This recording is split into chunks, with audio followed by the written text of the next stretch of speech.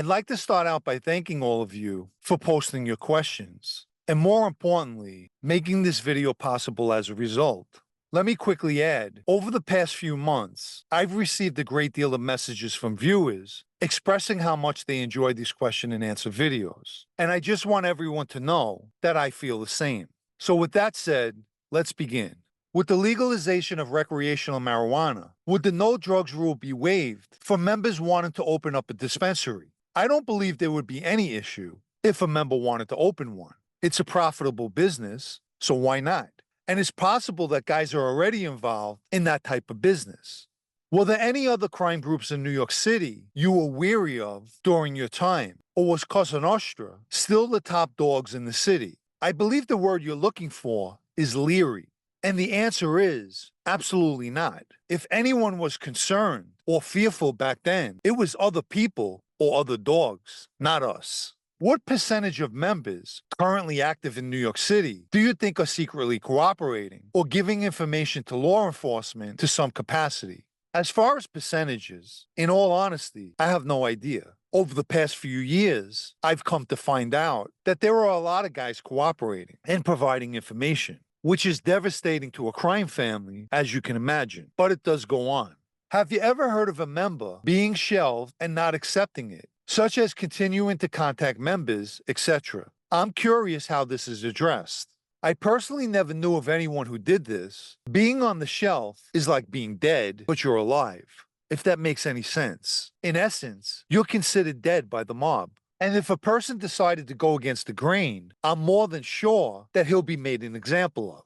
The mob can't take a challenge from another member. Years ago, I tried walking away, but they couldn't let that happen because if I walk away with zero repercussions, tomorrow Vinny walks away. Next week, Charlie walks away. It'll be anarchy. I've heard you say in a few of your videos, putting someone in a trick bag. Could you elaborate on what that means? It basically means getting a person with words into a problem or causing him a problem. If a captain comes to you and questions you, and you give an answer that if repeated could cause you trouble, if the captain repeats that answer, he puts you in a trick bag. Do you know of or hear of John Bazoo Ragano of the Bonanno family? Yes, I met John through Anthony Guzzo years ago and was in his company a few times. During one conversation we had, he mentioned that he didn't like Ernie Grillo. Apparently, they were away together, and Ernie asked John to shave his arms. So John called Ernie a fucking weirdo. But let me just give some insight. I know Ernie well, and he definitely said that to John because John was cooking, and Ernie didn't want hair going in his food. That's just Ernie being Ernie. There was no other reason for that comment. All the videos, people speaking negative about the mafia, the backstabbing, cheating, and treachery, in your opinion, what still attracts people to it? Here's the bottom line. People on the outside looking in have absolutely no clue. They view someone like me as a person with an axe to grind, and naturally assume that I'm going to shed people in the mob in a negative light, which is not true, nonetheless. I believe some people are more attracted to being part of something because they want to belong, or they believe it's like a brotherhood. Again, they're sadly mistaken. Did you ever deal with anyone from the Buffalo Tadaro family? The answer is no. I had zero dealings with anyone from Buffalo. Did old-timers ever talk about how Chin's crazy act was perceived on the streets? Not really. He hardly came up in conversations. Chin was a person who mastered his crazy act like an award-winning actor for decades. And just as guys didn't mention his name out of fear, I guess that's why they didn't talk about his character too much either.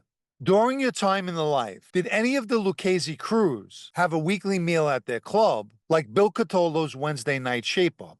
Not that I knew of, with the exception of the Lucazi Club up in the Bronx, where they were always either cooking or having food delivered for everyone. What was your opinion of Richie DeLuca? Richie was a Lucchese captain, one I liked and got along with, and he was also a very good cook as well. As I just stated, he was the one person cooking at the Lucchese Club all the time. The only thing I seen Richie do that I disliked was one afternoon while I was at the club, I mentioned to him that Joe Perna told me that he's seen a prison mugshot of Matty Madonna and that Matty looked all disheveled. Subsequently, Richie went back and repeated what I said, and Joe Perna received a tongue lashing over it, which is a good example of Richie putting Perna in a trick bag.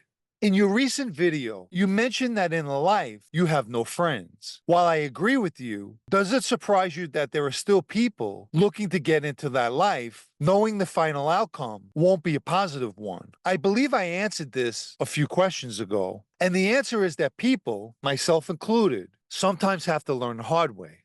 This next person wrote, "Stupid question, but do you have any good memories while being in their life?" Of course I do, the day I left it. But all kidding aside, naturally there were good times, but the bad definitely outweighed the good. Had you not gotten jammed up back in 1989, do you still believe you would have ended up getting straightened out by the Lucazis? It's kind of hard to say, and I think that fate plays a big role in our lives. If the 1989 case doesn't happen, maybe another case does. I obviously was not a law-abiding citizen back then, so the best answer I can give is who knows. Is Italian-American businessman Rocco Benito Commisso a blood relative of the Commisso Nadrina that controls Saderno? If so, is it possible that his company, Mediacom, or his ownership of AFC Fiorentina have benefited financially from a powerful relationship with the powerful Ragano clan that has grown wealthy from drug trafficking and money laundering in Europe and around the world? Rocco Commisso is the founder and CEO of Mediacom, which is a cable company. And in 2019, he purchased the Italian soccer team, Fiorentina. I have no personal knowledge if he's in fact related to the Commissos of Saderno. He did immigrate from Italy in 1962 when he was 12 years old. The Commisso clan is based out of Saderno, as well as Toronto, Canada. And it's a clan considered the largest and most important Ndrangheta clans that's involved in international cocaine trafficking. And I'll say this, if by chance there is a family connection, we'll never know. Did Joe Perna ever discuss his Uncle Michael with you? I actually met Michael Perna at Johnny Perna's wedding. Joe Perna introduced us, but couldn't officially introduce us because at the time Michael was on the shelf. After the transition, Michael was taken off the shelf, and at that time, Perna was incarcerated, and I let him know that his uncle was taken off the shelf in code. I want to mention that sometimes I receive questions such as this. If I ended up with the Gambinos, do I think I'd still be in life today? Or do I think I would have been a successful captain, etc.? And the reason I don't respond to these questions is I don't think about such things. My thoughts are not stuck in the past, but rather focused on the future. So I hope people can understand. For me, it's much better to think about that. If you haven't liked this video yet, please do, as it helps with YouTube's algorithm. Also, if anyone would like to show appreciation for videos like this, or help me to continue making them, you can do so by donating with the Super Thanks icon down below, or the PayPal Cash App links in the video's description.